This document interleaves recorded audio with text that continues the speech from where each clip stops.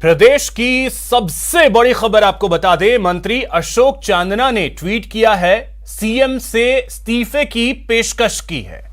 CM Gehlot से व्यक्तिगत अनुरोध किया है। उन्होंने लिखा है, मुझे जलालत भरे मंत्री पद से मुक्त करें। मेरे सभी विभागों का चार्ज कुलदीप रांका जी को दिया जाए, क्योंकि वैसे भी वो ही सभी विभाग के मंत्री हैं। यह ट्वीट किया है मंत्री अशोक चांदना ने।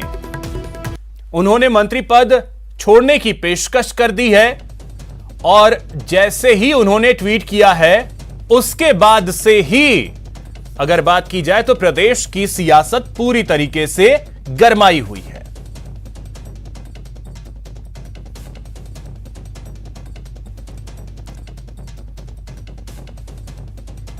तो कल देर रात ट्वीट किया अशोक चांदना ने, जिसमें उन्होंने मंत्री पद से मुक्त करने की बात कही और इसके बाद प्रदेश की सियासत में एक तरीके से कहें तो भूचाल सा आ गया।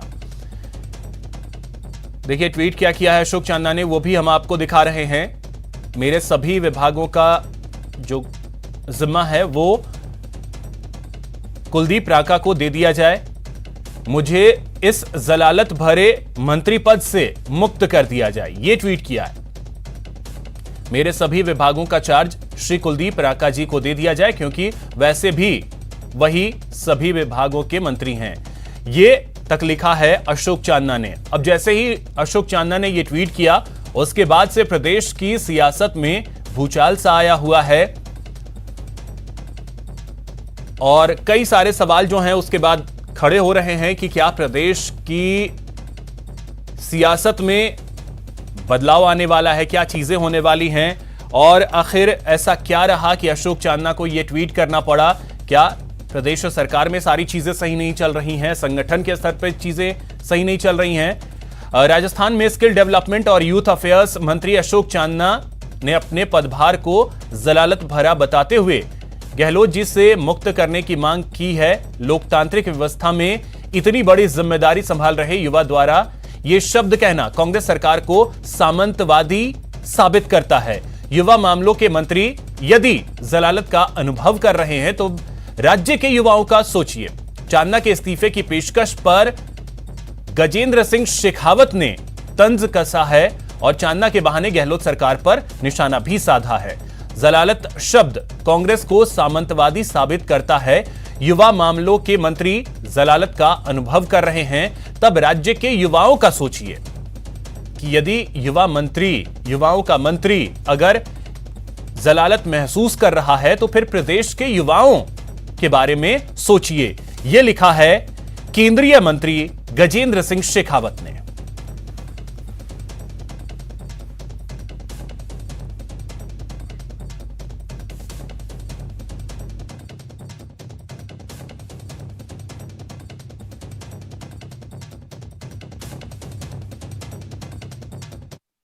मैं ये कह सकता हूं कि मुझे मेरे विभाग में आज तक ऐसा महसूस नहीं हुआ कि हमको कोई काम करने में तकलीफ हो रही है। मैं किसी पे कोई टिप्पणी नहीं करना चाहता, लेकिन मैं ये मान के चलता हूं कि राजस्थान में मुख्यमंत्री अशोक गहलोत जी के नेतृत्व में कांग्रेस की सरकार शानदार काम कर रही है और ये जनता जनहित में किए जा रहे काम ये लगातार और आगे बढ़ते रहेंगे और हम सब जनता की सेवा करते हैं।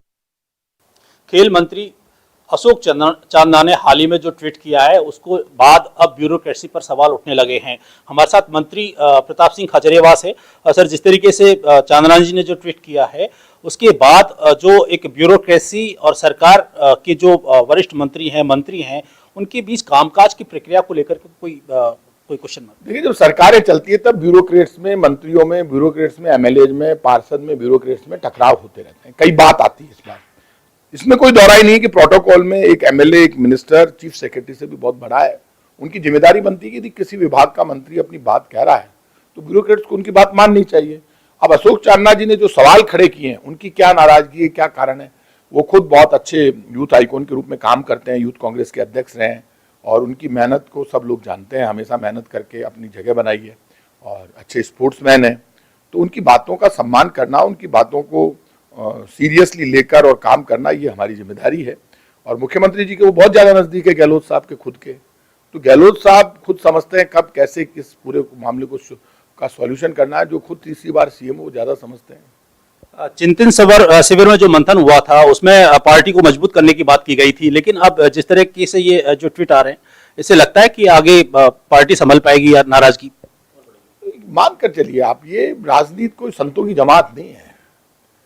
पॉलिटिक्स तो वॉर है और वॉरियर के रूप में काम करना पड़ता है हर एमएलए को, हर मिनिस्टर को। जो जिंदादिली के साथ लड़ने की, भिड़ने की, मरने की ताकत रहेगा वही जनता में जगह बना पाएगा। जनता को कोई मतलब नहीं है, जनता को रिजल्ट चाहिए। सवाल कांग्रेस बीजेपी का नहीं है, कांग्रेस का जनप्रतिनिधि हो चाहे बीजेपी का जनप्रतिनिधि हो, जो अपनी बात खुलकर नहीं कह सकता, जो अपने अधिकार के लिए नहीं लड़ सकता, तो दूसरे को अधिकार कैसे दिलाएगा? ऐसे में यदि अपने अधिकार को लेकर अशोक चांदना ने ये बात कही है तो मैं उसको खंडन करूं, वो गलत बात है। वो क्या कारण है, उनके मन में क्या दुख है, तो उन्होंने अपने अधिकार का सवाल उठाया है और उस सवाल को सुनना समझना एक परिवार की मॉरल ड्यूटी है। और खुद चीफ मिनिस्टर बहुत सीनियर लीडर हैं, तो उनकी बात उन्होंने अपने परिवार में उठाई है और उन्होंने ट्वीट कर दिया, ये कुछ ज्यादा हो गया। लेकिन फिर भी उनका सम्मान रखना और उनकी बात को समझकर, और भविष्य में इस तरह की बात नहीं हो, कोई भी इस तरह का सवाल खड़े तो उनको दूर करना हमारी जिम्मेदारी है। और बिल्कुल ये थे मंत्री प्रताप सिंह खाचरियावास, जिनका कहना है कि जनप्रतिनिधियों को जब जनता के बीच में जाना होता है तब अधिकारी वहां नहीं होते हैं। अब चूंकि चुनाव आने वाले हैं और जनप्रतिनिधियों के बीच, जनता के बीच इनको जाना होगा, ऐसे में अधिकारियों की जो कार्यशैली है उस पर सरकार को गंभीरता से विचार करना चाहिए। राकेश शर्मा, न्यूज़ 18 राजस्थान, जयपुर। राजस्थान में 2023 के होने वाले चुनाव के रुझान अब आना शुरू हो चुके हैं। पहले कांग्रेस के यूथ अध्यक्ष गणेश गोगरा और अब अशोक चांदना के द्वारा जिस तरीके से मुख्यमंत्री जी को कहा है कि मुझे जिम्मेदारी से मुक्त किया जाए और सारा का सारा चार्ज कुलदीप राठौर जी को दे दिया जाए। भारतीय जनता पार्टी जब पहले से कह रही थी कि सरकार के नुमाइंदे, सरकार के अधिकारी भारतीय जनता पार्टी के विधायक और सांसदों के फोन उठाने की जहमत भी नहीं करते, तब हमें लग रहा था सिर्फ भारतीय जनता पार्टी के कार्यकर्ता और नेता ही परेशान है। हमें क्या पता था कि अंदरूनी रूप से कांग्रेस के नेता और कांग्रेस के विधायक और मंत्री भी सरकार के अधिकारी इतने परेशान हैं। अब ये जगजाहिर होने लगा है। निश्चित रूप से आने वाले समय के अंदर कांग्रेस के नेता भी ये मान चुके हैं कि हमारी 2023 के अंदर गिनी चुनी सीटें आने की संभावना है और अब पलायन का दौर शुरू होने वाला है। कुछ दिनों बाद में रुझान और तेजी से आपको दिखाई देंगे।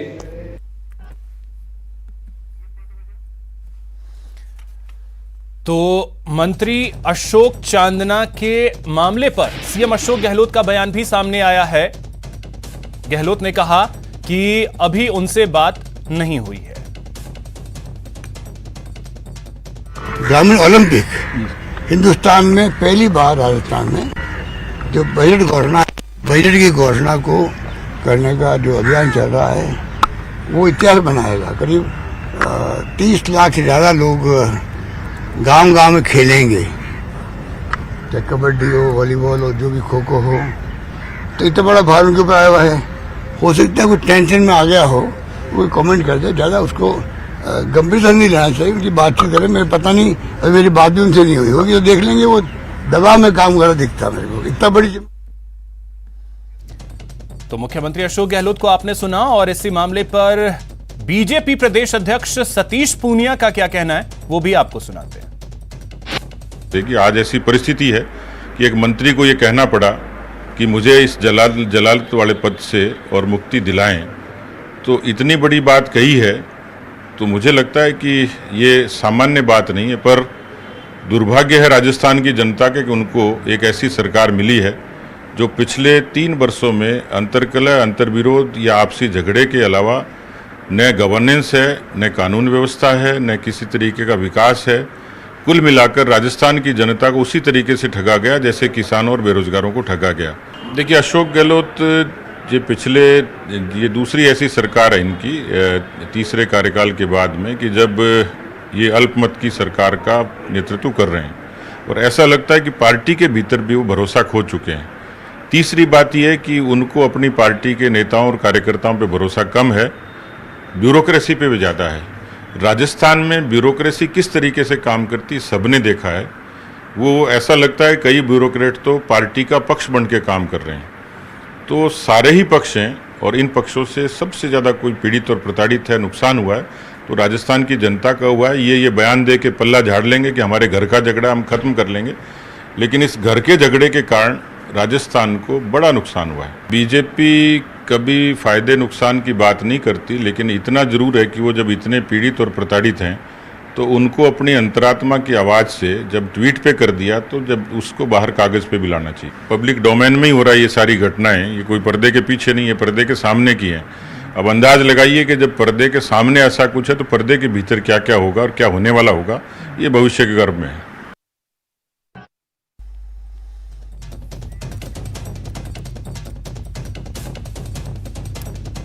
तो आपने सुना बीजेपी प्रदेश अध्यक्ष सतीश पूनिया को। वहीं कांग्रेस नेता आचार्य प्रमोद कृष्णम ने चांदना के मामले को लेकर एक बार फिर गहलोत सरकार पर तंज कसा है और ट्वीट करते हुए लिखा है, शिवलिंग को तमाशा बताओगे तो तांडव तो होगा ही।